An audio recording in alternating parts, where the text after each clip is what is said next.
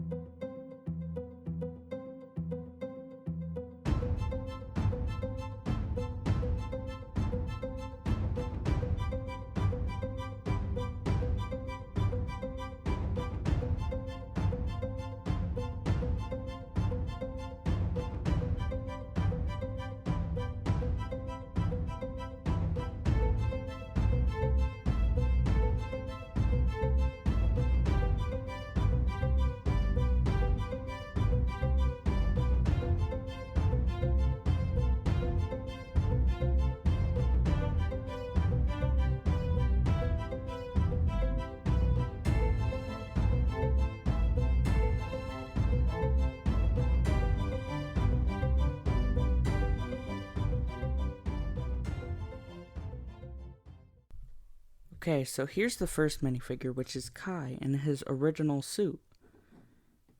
And it's a pretty simple minifigure. Comes with the original ninja mask. Here's his face underneath. And here's the back printing, which is none. And also Kai came with this map.